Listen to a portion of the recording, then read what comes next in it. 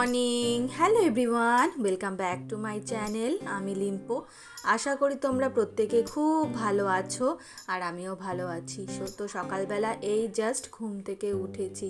আর ঘুম থেকে ওঠার পর না আমার একটা অভ্যেস আছে। অভ্যেসটা হলো সেই গাছগুলোকে আমার দেখা, যে গাছে কি ফুল ঠুল ফুটেছে নাকি। তো সেই সমস্ত দেখতে গিয়ে আজকে দেখলাম যে গাছের এখানে, টবগুলোর এখানে প্রচুর পাতা পড়ে আছে। এমনিতে তো শীতকালটা মানে শীতকাল এখনও পড়েনি, কিন্তু শীতের একটা ঠান্ডা আমেজ কিন্তু চলেই এসেছে। তো যার জন্য গাছের পাতাগুলো কিন্তু পড়ছে, খুব পড়ছে। আর এই গাছের ঝরা শুকনো পাতাগুলো পড়ে না জায়গাটা খুব অগোছালো হয়ে রয়েছে।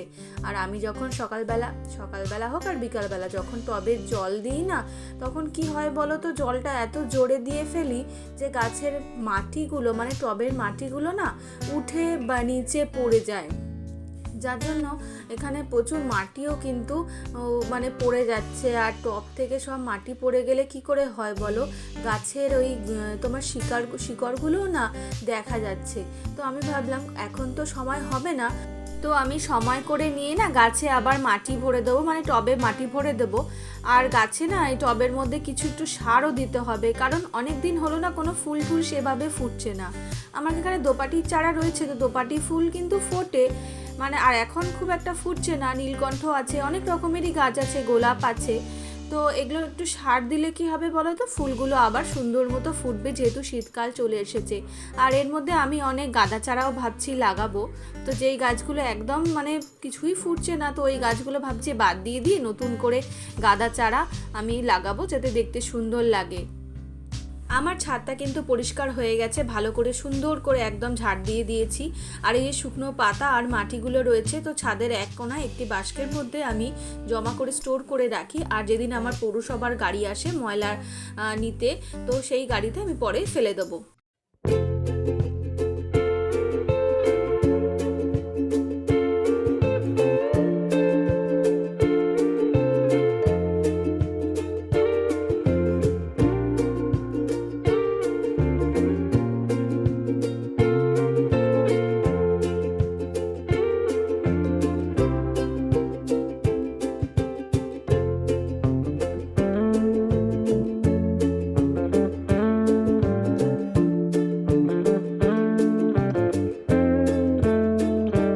আজকে মূলত আমি কাজবাজ শুরু করে দিয়েছি একদম ছাদ থেকে, কারণ ভাবলাম প্রথমে যদি ছাদের কাজটা হয়ে যায় না, তাহলে পরপর কাজগুলো আমার হয়ে যাবে। এরপরে ঘরের কাজ, তারপর নিচের কাজ, তারপরে স্নান ধান করে পুজো করে একবারে রান্নাবাড়ি করব। তো এই কাজগুলো এইভাবে গুছিয়ে রেখেছি যাতে আমার সুবিধা হয়। আর যদি গুছিয়ে না রাখি না, তাহলে ভীষণ কাজ অগোছালো এলোমেলো হয়ে যায়, মানে আগে পরে হয়ে যায়। তো ছাদটা পরিষ্কার করে নিয়ে একদম চলে এসেছি কিন্তু ঘর মুছতে। আর আজকে ছাদটা যেহেতু ঝাড় দিয়ে দিয়েছি বলে না একদম ধুয়ে দিলাম। ঝাড় দেওয়ার পরেও দেখবে একটা কেমন যেন একটা মাটি বালি থাকে।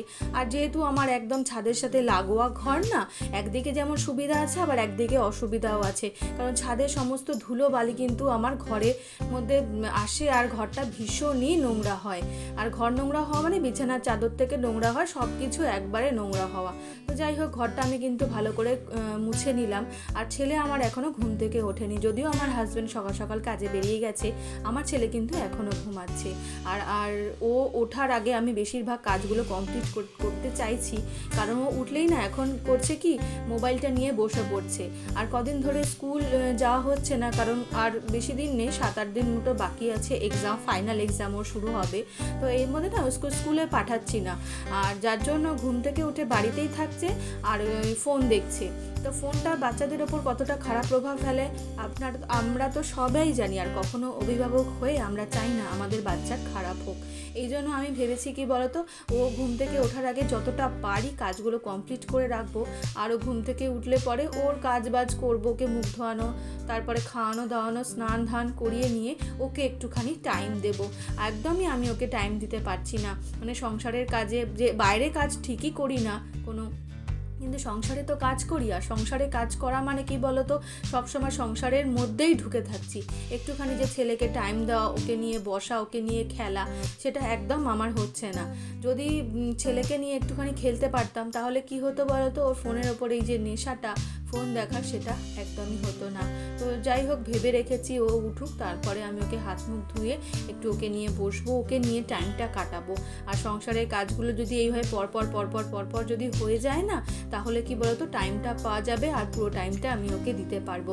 তো দেখি কতদূর কি হয়। যাই হোক নিচে চলে এসেছি, এসে কিন্তু আমি ওপরের কাজগুলো করে জামা কাপড় পাল্টে নিয়েছি, যেটা সকালে বাসি জামা কাপড় পরাচ্ছিলাম আমি, ওটা পাল্টে অন্য একটা নাইটি পরে নিয়েছি। আর এইখানে আমি আটাটা মেখে নিলাম আর আলুটা কেটে নিলাম। সকালে জলখাবারে রুটি করব আর তরকারি করব। আমার হাজব্যান্ড সকালবেলা আজকে খেয়ে গেছে, তোমার ভাত হয়েছিল সকালবেলা, সেদ্ধ ভাত, তো সেদ্ধ ভাত খেয়ে গেছে। রুটিটা আমি আমার ছেলের জন্য অল্প করে একটুখানি আটা মেখেছি, তো দুজনের মতো করে নেব। আর ভেজা জামা কাপড় সকালে যেটা কেচেছিলাম, তো ওটা এখন মেলে দিলাম। আগে আটাটা মেখে এসেছি, কারণ এতে করে কি আমার পরে গিয়ে রুটিটা করতে তাড়াতাড়ি হয়ে যাবে। আর কথা বলতে বলতে কিন্তু এর মধ্যে আমার ছেলেও উঠে পড়েছে, আর ছেলে উঠে পড়ার পরে ওকে আমি হাত মুখ ধুয়ে দিয়েছি। তবে হ্যাঁ, আজকে কিন্তু আমি ওকে ফোনটা এখনও অবধি দিইনি দেখতে, জানি না কখন আবার বায়না চুড়বে। তো সকালে একটুখানি জলখাবার খেলাম, খাওয়ার পর দেখো বাসন বেরিয়েছে অনেকগুলোই, বেশি কিছু রান্না হয়নি, তাতেই কিন্তু এত বাসন বেরিয়ে গেছে। রুটি খাওয়া হয়েছে, রুটির বাটি বাসন, আর একটুখানি কড়াই যখন তরকারি করেছিলাম।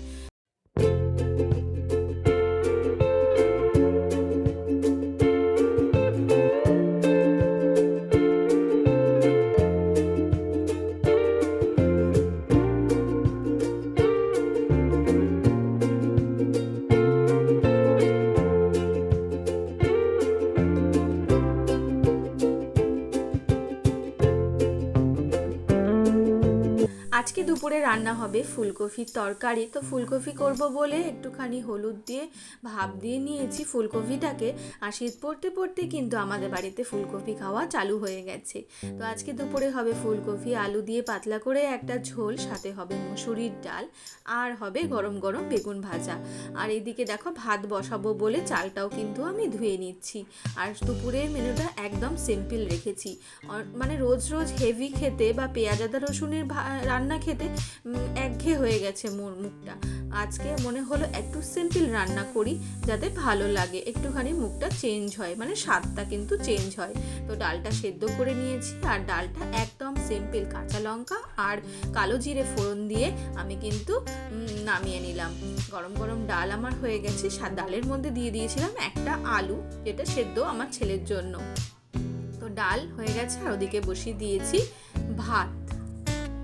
আর যেহেতু ছেলেকে ফোনটা দিইনি, তো কতবার করে যে আমার কাছে আসছে আর বলছে মা এটা দেখো, মা ওটা খেলো, মা ওটা চলো, তো কতবার করে বলছে। আর আমি বারবার বলছি দাঁড়া বাবু, আমি আরেকটু কাজ করে নিই, এই কাজটা করে নিই, তারপর তোমার সাথে কথা বলবো। তো ভীষণই বোর ফিল করছে। আর বোর ফিল করছে একদিক দিয়ে যেমন একটু খারাপ লাগছে বোর ফিল করছে বলে, আর একদিকে কিন্তু ভালোই হচ্ছে। আস্তে আস্তে মোবাইলের নেশাটা কিন্তু আমি কাটিয়ে দেবো, এটাই ভেবেছি। তো যাই হোক, এখানে ফুলকপি আমার ভাজা হয়ে গেছে। আর বললামই তো সিম্পল রান্না করব, গরম মশলা ফোড়ন দিয়ে, আদা দিয়ে আর আলু দিয়ে একদম পাতলা মতো ঝোল করব। ওই দেখো টুকটুক করে আসছে আর চলে যাচ্ছে, তোমরা হয়তো খেয়াল করলে আমার ভিডিওতে দেখতে পারবে। তো এখানে বেগুনটা আমি কেটে একদম নুন হলুদ চিনি মাখিয়ে রেখেছি। এখন ভাজবো না, পরে খাওয়ার সময় গরম গরম ভাজবো। আর গরম গরম বেগুন ভাজা কিন্তু খেতে ভালোই লাগে, আর ঠান্ডা হয়ে গেলে সেটা একদম ভালো লাগে না। আর এদিকে দেখো মশলা কষিয়ে নিয়েছি ফুলকপি দিয়ে, আর এবার জল দিয়ে দেবো। আর ফুটে গেলেই কিন্তু আমার ফুলকপি আলুর ঝোল রেডি। তো রান্না বান্না আমার কিন্তু কমপ্লিট হয়ে গেছে।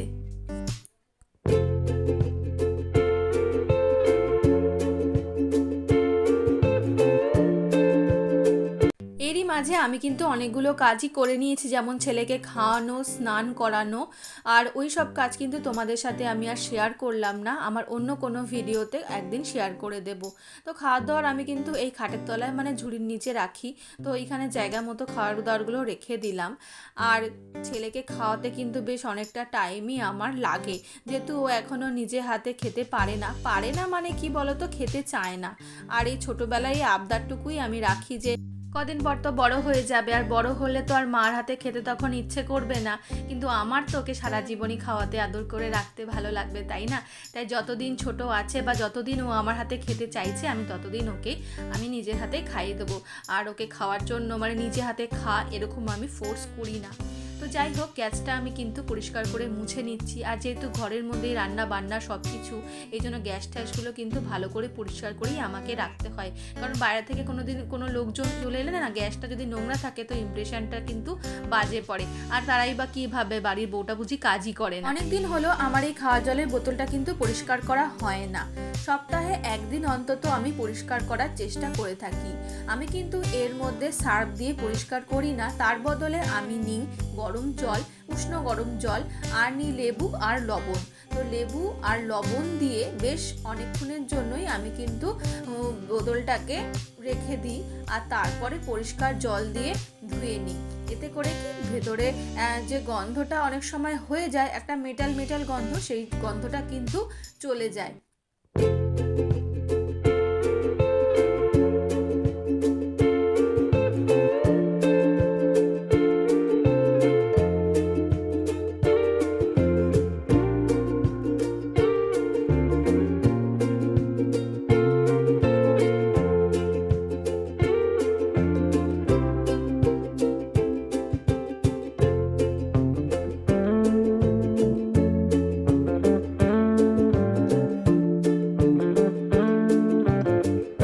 সকাল থেকে ছেলেকে কেন সময় দিতে চাইছি দেখো তোমরা একবার, কত মনোযোগ দিয়ে ফোনটা দেখছে। জাস্ট একটুখানি পুজো দেবো বলে ওকে ফোনটা দিয়েছিলাম, আর এখন আমি ফোনটা কেড়ে নিতে চলে এসেছি। প্রথম ছেলে মনে হচ্ছে বা মাটা কি বাজে, তাই না ফোনটা নিয়ে নিল। কিন্তু না বাবু, আমি তোমার ভালো চাই, তাই তোমার ওপর যাতে কোনো বাজে প্রভাব না পড়ে, আমি সেটাই সব সময় চাই, আর সব মা বাবারাই তাই চায়। তো ওর সাথে একটুখানি খেলা করছি, ওকে একটু আদর করছি, যেভাবে সবসময় রোজ দিন আদর করি। আর ছোটো থেকেই না ওর এই আঙুলগুলো নিয়ে খেলার খুব শখ, যেমন মাম্মি ফিঙ্গার কোনটা, পাপা ফিঙ্গার কোনটা, এগুলো দেখায়। তো এগুলো বলে ভুলিয়ে ভালিয়ে ফোনটার নেশা কিন্তু আমি একদম মন থেকে ভুলিয়ে দিয়েছি। তো আর এখানে একটুখানি ড্রয়িং নিয়ে বসেছি, আর কাজবাজ আমার ঠাকুর দেওয়া, স্নান করা সবই হয়ে গেছে। এবার হলো আমার ছেলেকে দেওয়ার মতো টাইম, যেটা দিতে আমিও পছন্দ করি, আর ও আমার সাথে থাকতে পছন্দ করে। তো একটুখানি ওর সাথে একটু ড্রয়িং করছি, ওর সাথে একটু খেলছি, ওর সাথে একটু মজা করছি। এইভাবেই আজকের দিনটা আমার কিন্তু কেটে গেল। আমার এই ভিডিওটা তোমাদের কেমন লাগলো তোমরা অবশ্যই কিন্তু আমায় কমেন্ট করে জানিও। আমি কিন্তু কমেন্টের অপেক্ষায় রইলাম। আর এই যে আমার ছেলে ড্রয়িং করছে, তোমরা দেখো কেমন হচ্ছে বলো তো।